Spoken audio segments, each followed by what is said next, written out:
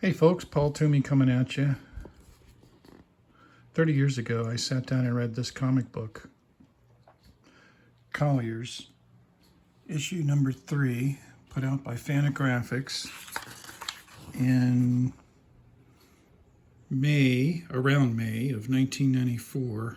I probably read this in 1995. As usual, I'm a little bit behind current releases. Anyway, I didn't give this artist, whose name is David Collier, this cartoonist, this visual storyteller, I didn't give him a lot of credence at the time because I sort of thought, hey, here's a Robert Crumb wannabe. And at the time, there were a lot of those around. And I sort of looked at his hatching technique, and I thought, Robert Crumb. And yeah, I mean, so what if it's inspired by Crumb's technique? The thing that I was missing at the time was, well, number one, here's a guy with a bunch of stories to tell. He's an excellent visual storyteller, and he works really hard to craft a narrative with a beginning, middle, and end.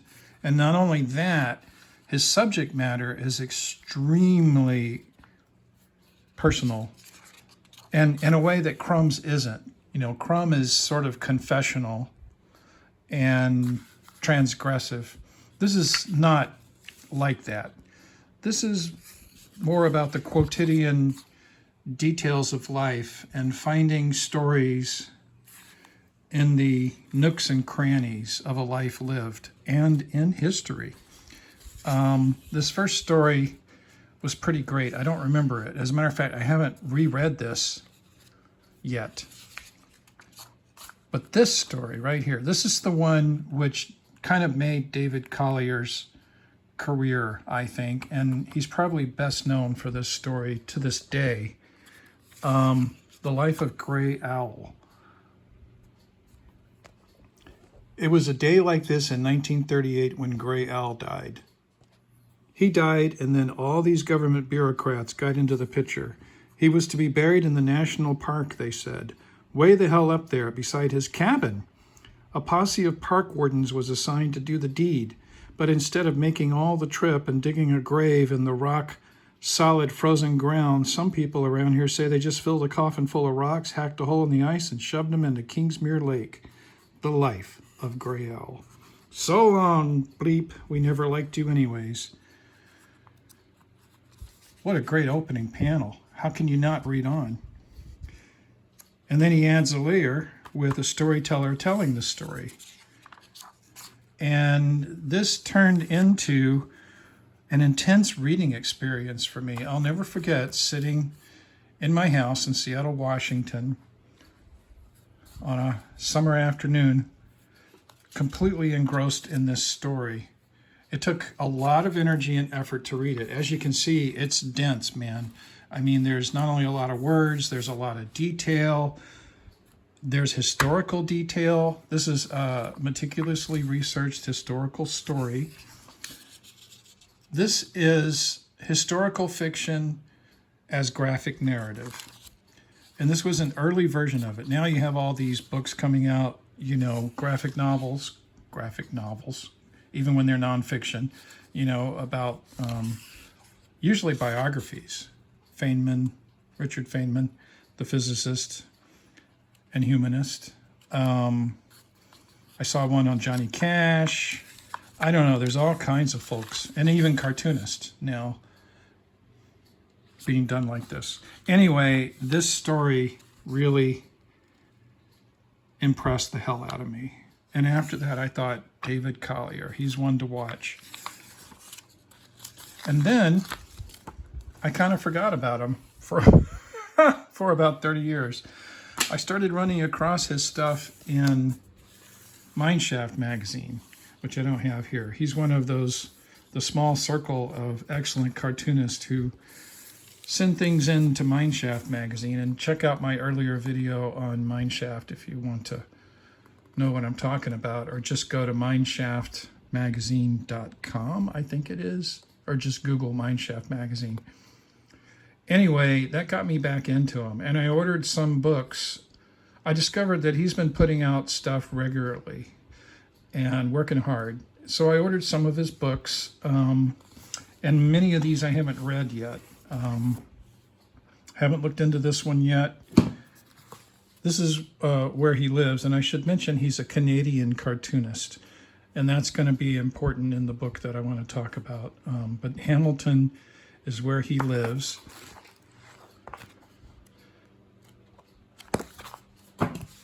Some comics that Fantagraphics put out. There was a kind of a second series, volume 2. Here's number 2.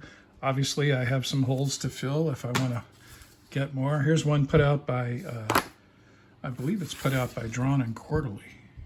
Yeah, Drawn and Quarterly, about an early psychedelic pioneer, you know, pre-Timothy Leary, more like Aldous Huxley, who wrote The Doors of Perception. And this tells about that. I did read this one. It's good. It's not as good as I remember the story of Grey Owl being, but still, I dug it. And you can see his art style, while getting tighter, still is the same approach with the cross-hatching and the cartooning style, which, you know, again, if you're not looking too closely, you'd say, hey, this is kind of, well, you know, swipes from Crumb, but it is not, friends. Far from it. Simply using similar cross-hatching, pen and ink cross-hatching techniques, shading techniques, I should say. I haven't read this one yet. This is an entire book, a book-length narrative. I don't know how many pages, but pretty thick. This one, Morton, I did read. A Cross-Country Rail Journey by David Collier. This is also a book-length narrative. And let me tell you, if you're looking for a good read and you like engrossing, meaty narratives that give you something different and that aren't all meta about comics themselves, but also don't disguise the fact that the person doing it is, among other things, a dedicated visual storyteller and cartoonist, this is a great book. I highly recommend it. It's a great read. It came out in 2017, and let's make sure that we give credit to Conundrum Press for continuing to publish David Collier. I believe this one is also Conundrum Press. Yeah, this book is also Conundrum Press. So thank you to the publisher. And what's this book about? Well, this is a travelogue, okay? It is exactly what it says here, a cross-country rail journey. One of the fun things about David Collier's work is that he portrays himself, I think probably pretty honestly, as being a pretty parsimonious, frugal guy. Being a cartoonist and an artist, he doesn't make a whole lot of money. And so he really knows how to make a dollar stretch to the point where it's kind of become part of his narrative. So anyway, he discovers that he can get a, I guess, let me think here, as a former member of the militia, if I'm not mistaken.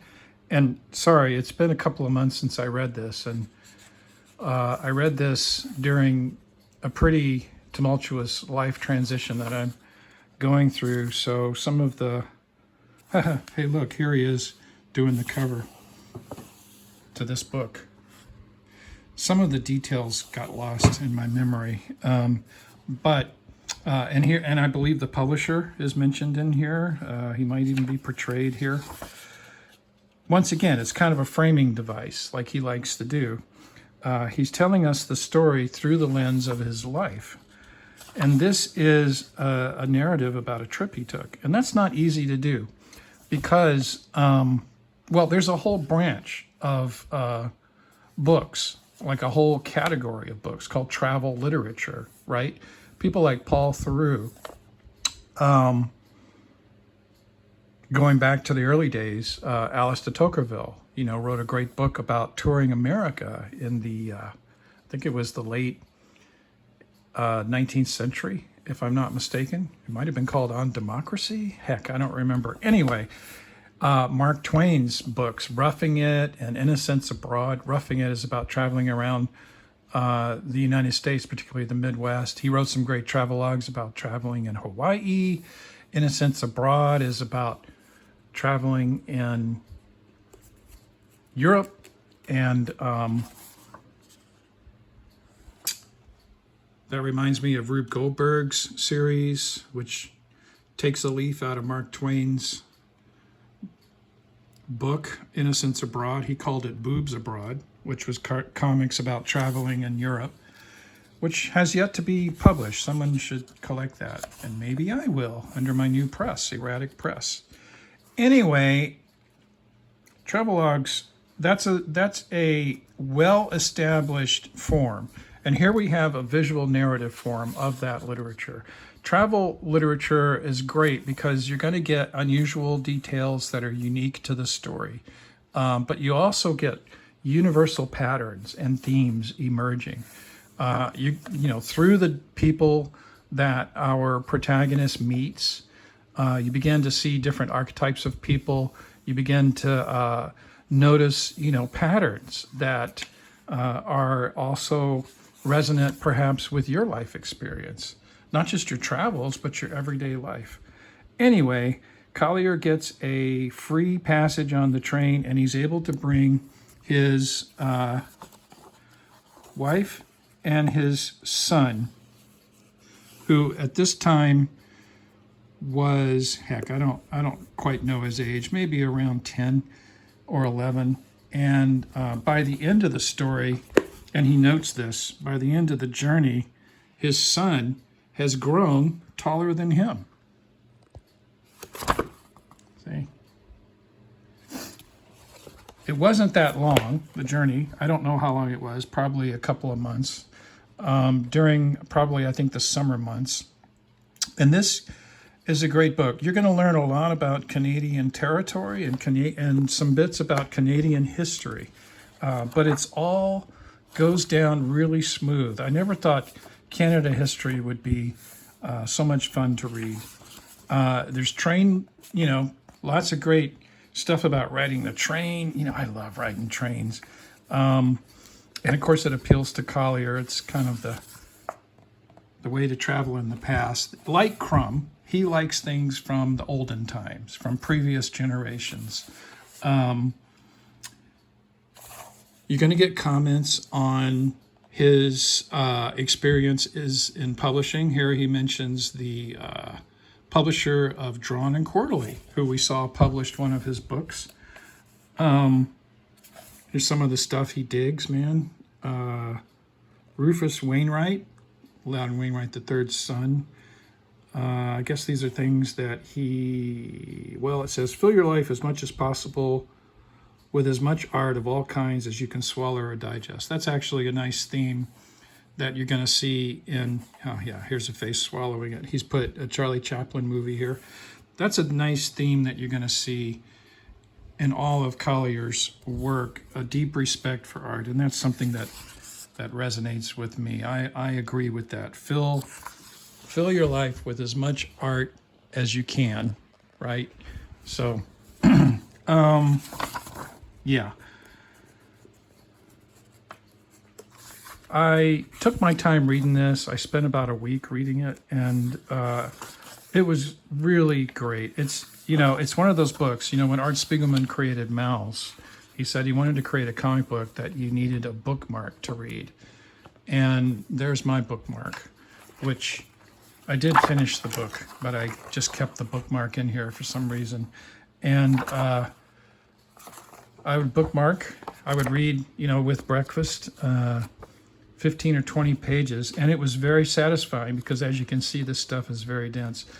I had thought I'd make a video at the time that I read it, and I could tell you, the ins and outs of the story, but I don't have them now. it's a kind of a, but I feel almost like I took this trip with them. That's how good this is. And they get off the train and they explore Canadian territories. They have adventures in nature. They sometimes have almost life-threatening adventures. They're fighting the elements. But Collier is a sturdy, hardy man. He prides himself on that. He keeps himself in shape. I think he shows us how each morning he gets up and he has this regimen that I guess he learned when he was in the Canadian Army, military, I don't know what they call it. But he keeps himself in shape, and he's able to pilot his family through this rigorous trip. They meet all kinds of people. They have, oh yeah, here he is right here. Shows him, oh, here they are sleeping in the backyard of Chris Olivero's house. They can't get in because the house is closed to them because Chris is not in town. So they sleep in his backyard in sleeping bags. And gets up. Here we go. This is just what I was talking about. Morning's the best time to get the Royal Canadian Air Force fitness routine done. Ah, here's my jump rope. And then he realizes he's got to pee. All this jumping and bouncing. I gotta go. The exercise inappropriately breaks up the previous day's constipation. Holy crap!